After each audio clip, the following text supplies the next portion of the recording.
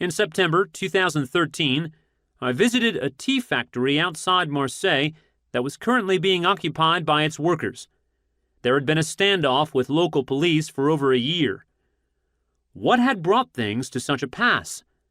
A middle-aged factory worker who took me on a tour of the plant explained that while ostensibly the issue was a decision to move the plant to Poland to take advantage of cheaper labor, the ultimate issue had to do with the allocation of profits. The oldest and most experienced of the 100-odd workers there had spent years tinkering with and improving the efficiency of the giant machines used to package tea bags. Output had increased, and with them, profits. Yet what did the owners do with the extra money? Did they give the workers a raise to reward them for increased productivity? In the old Keynesian days of the 50s and 60s, they almost certainly would have. No longer. Did they hire more workers and expand production? No again. All they did was hire middle managers. For years, he explained, there had only been 2 executives in the factory, the boss and a human resources officer. As profits rose, more and more men in suits appeared, until there were almost a dozen of them.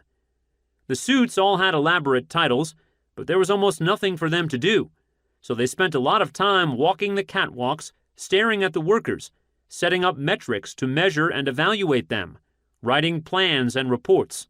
Eventually, they hit on the idea of moving the entire operation overseas. Largely, he speculated, because devising the plan created a retrospective excuse for their existence, though, he added, it probably didn't hurt that while the workers themselves would mostly lose their jobs, the executives who made the plan would likely be relocated to a more attractive location.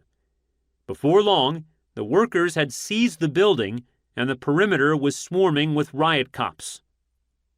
A left critique of bureaucracy, therefore, is sorely lacking. This book is not, precisely, an outline for such a critique.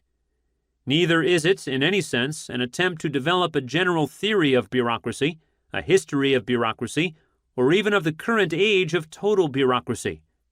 It is a collection of essays, each of which points at some directions a left-wing critique of bureaucracy might take. The first focuses on violence, the second on technology, the third on rationality and value. The chapters do not form a single argument.